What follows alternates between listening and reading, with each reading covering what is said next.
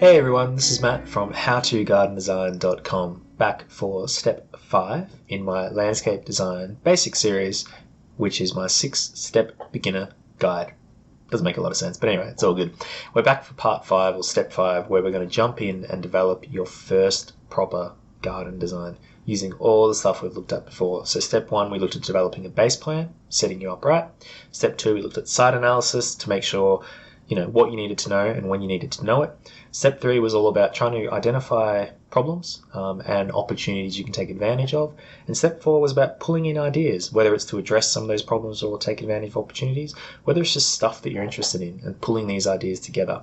And now we're going to look at jumping in and developing, using all that information to develop a design. So let's get into it. Let's get to it, I guess. Step 1 really is just to throw everything together, right? I've already mentioned the site analysis, the problems and the opportunities, and the inspiration and the ideas that we want to look at.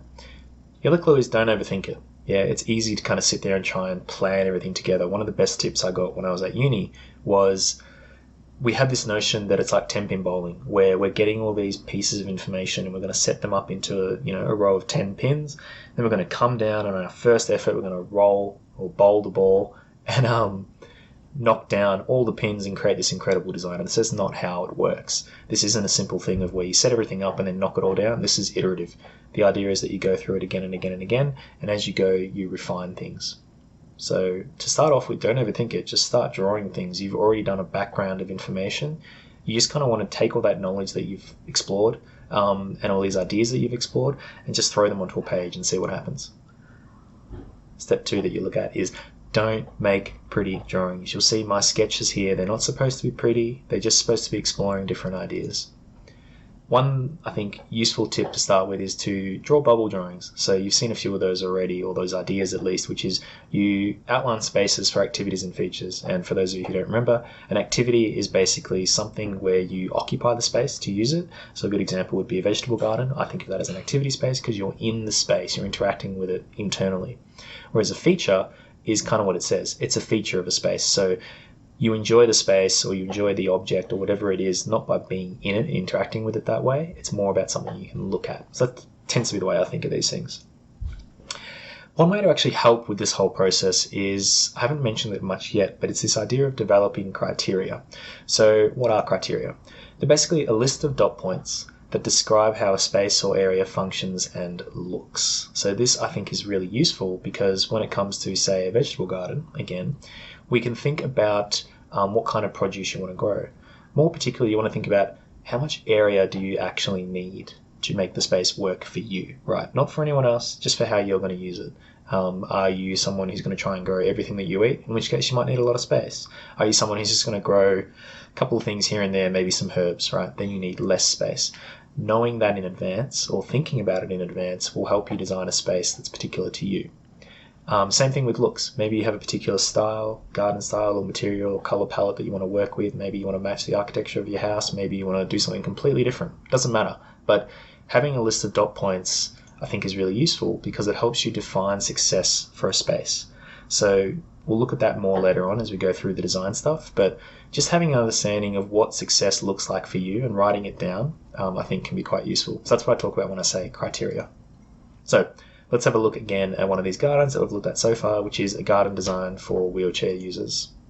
So here's the first one, right?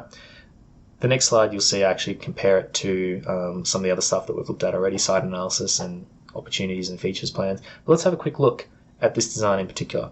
So I'm making a note here of, just having an access area. I've thought about adding a feature, don't know what it is yet, but just something that you can look at that's nice to see. We've got a lawn area throughout the middle, something pretty basic, which is like a screen or another feature that you're going to see when you look out into the yard. Could be like a trellis or something, maybe bamboo, not really sure. Utility access still at the side. And then you can see in orange I've done an approximate pathway. And the reason that's kind of important is because if we're designing it for a wheelchair user, we have to consider any slopes on the site, so how they're going to get to and from different areas. And basically just the path, I think, is more important in this instance than it would be for designing a garden for people who don't use wheelchairs, right? I've also put an entertaining area right outside here. Pretty basic, pretty standard. Not necessarily the best option, but a pretty common one. You can see I've said here, keep clear for access. So if you've got a sliding door, you don't want to put anything in the way, particularly for someone in a wheelchair where they need more room to maneuver. And lastly, we've got a working space. For me, a working space was, you may remember some of the ideas we looked at in the previous step were things like raised garden beds and benches that you can actually go under and interact with directly. So for me, that's a working space. That's an activity I think I would like to include for someone in a wheelchair, because otherwise there's less interaction they can have. But if you can kind of roll out, get into this little area here, and you can actually start interacting with raised beds and, plantings, be it herbs, whatever it is that you're interacting with, flowers, something like that, this space here might be a good way to do it. So that's just kind of the first design that we looked at. Pretty straightforward, but something fairly similar. And you can see here I've compared it to the skeleton plan, which is what outlined the problems and opportunities. So if we look at that, we can see that there's some similarities here. So I took advantage of the flat areas that are here. So this was that entertaining space that you can see. Oh, I'm actually drawing on the wrong screen. You can see this entertaining space, and then you can see here I've got this working space where I look at like, all right, it's relatively flat. That means it should be fairly easy to create a flat area that we can put raised garden beds and bits and pieces like that on. Haven't really addressed the neighbour's oversight yet, so that's something that we may have to think about in other areas. And in this lowest area here that might need cut and fill, I've kind of ignored that for the moment and put a lawn in. Reason being that if water's going to flow in that direction, planting it out with something, be it lawn or ground cover, is probably a good way to deal with that, and hopefully doesn't require too much maintenance. A lawn may require maintenance, so we may have to think about something different there. Again, not a lot here in terms of screening. We've got a nice flattish space that might do for like a water feature, or a couple of trees if you wanted, even an orchard or something like that might be nice. But realistically, not a lot there. Let's have a look now at the garden design for a hot climate. So here is the first design that I came up with. There's probably a lot to go through, and again, we'll look next at the skeleton plan that I developed for it as well. So let's start here. Trees are a simple and direct way to provide shade and cool spaces. So remember, this is a hot climate. So one of the things I want to think about is how can we reduce the amount of heat that's actually hitting the building for a number of reasons. One, it keeps the house cooler. Two, houses often radiate heat back onto the landscape. So particularly for the ground, directly kind of on either side, the southern and the western side of the house, we want to think about ways we can reduce the amount of radiated heat that's kind of hitting that area, which will also help cool the property as well. So trees, great solution. Obviously, depending on what you choose, you need to make sure that they're going to survive in that area. So native trees would be a good option with limited rainfall. So that's one thing to keep in mind. They also require more water, as I said, so you need to be selective in where you place them and how you're going to care for them and maintain them. So what else have we got here?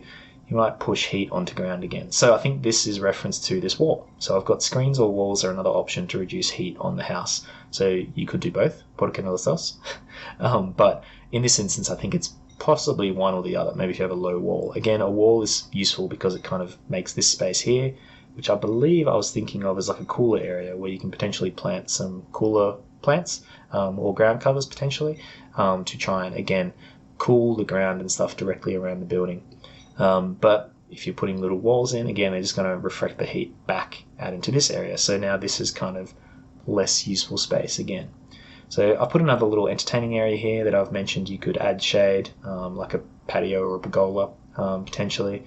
You could add some suitable climbers on top so that you actually do get some of that shade, particularly in summer, depending on if it's deciduous or not.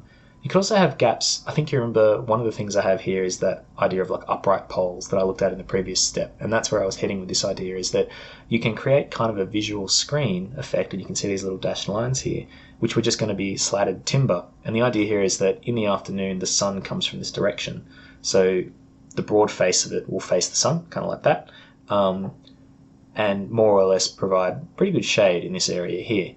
But hopefully, depending on what breezes come through, I know I mentioned the breezes come this direction, but still, if you get any breeze that comes through, yes, you're providing a fair amount of shade from the sun, angling the upright poles in this kind of orientation, but maybe you get some breeze that comes through the space as well, instead of like a big solid wall that I think would be effective at blocking out the sun, but it's also quite visually intrusive, and it also doesn't really allow much breeze to come through. So that's an interesting way to think about it. The other option that we've got here is you could move the sitting areas out of the sun entirely. So on this little alcove here, or potentially to the side if you really were concerned about having seating areas in the southern side of the property. And you can see here, again, mapping back to kind of that skeleton plan of the problems and opportunities. We've kind of looked to address the idea of the hottest sun hits the house in these areas, so the idea of providing shade along that section. We talked about the fact that potentially opportunities to have cool areas. Again, I noted that here. Haven't done a lot beyond that. What have I got here? Oh, I missed that one. Alternatives could be vines on a trellis to reduce radiation into yards. So we've kind of got three options here. One is just plantings, trees along that side to provide shade. Another is potentially walls, depending on how high they are, whether they're like full size or whether they're just low. And a third option might be to have trellises that are just suspended off the house, that also have plantings on them to again reduce the amount of sun that hits that side of the building. Not a lot else there really. I haven't really touched on the idea of where water is going to pool and collect. That's something we may look at in further designs later on. But you get the idea. You can kind of see, all right, these are some of the problems. These are some of the ways to address those problems. These are some of the opportunities. Maybe we can look at opportunities there as well.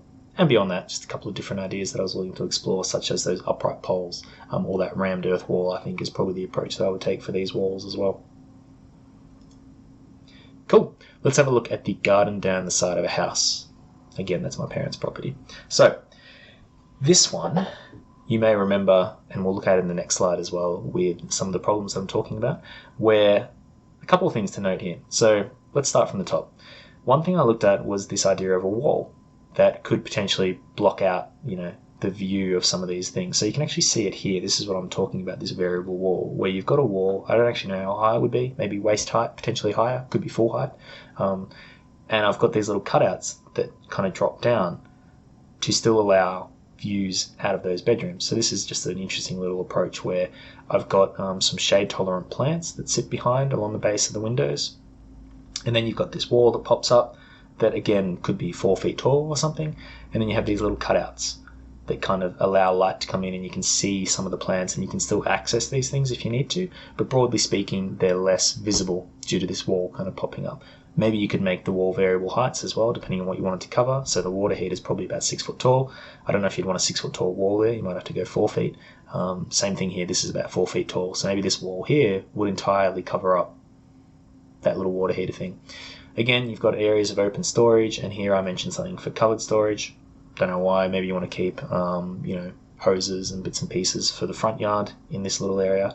We've got a bench. I think you remember one of the examples I looked at was, or one of the ideas we looked at was just incorporating timber benches. And as you'll see in the next slide, actually might as well go to the next slide to be honest, let's have a look. Okay, a little bit convoluted, but I've made a note here of afternoon sun. And then I've gone, all right, well, maybe we can incorporate a bench. Same thing here, I think I mentioned morning sun.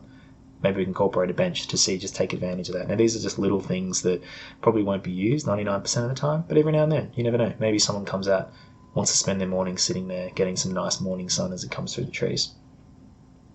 Another thing I want to look at, I think you might remember one of the examples we looked at was just, again, for the benches, it was just a low retaining wall that had plantings and some feature trees popping up. That's basically the idea that I've taken and applied here. However, we've positioned the trees in such a way, in theory, so that they provide some privacy from the neighbours that are looking into the space. Now, one thing I haven't really thought about is, can we still see the walls here? Possibly we can. This is a 2-story building, so it would actually go quite high. So if these were only maybe 3 meters tall, or 10 to 12 feet tall at their kind of mature size, they would probably provide some reasonable coverage and privacy from the kitchen area, while still allowing you view of this kind of wall here. So I think I'll make a note of that here. You got your feature trees opposite the windows, again, lined up off the window centers, and then some ground covers beneath them.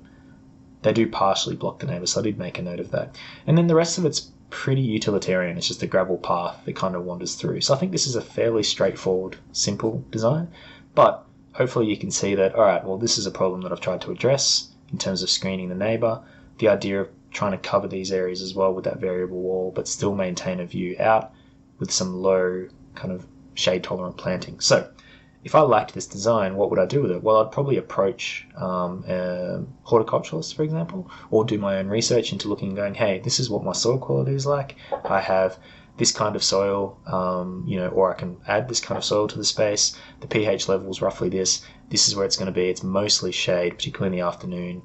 This is kind of the rain area and the tolerance that we're working with.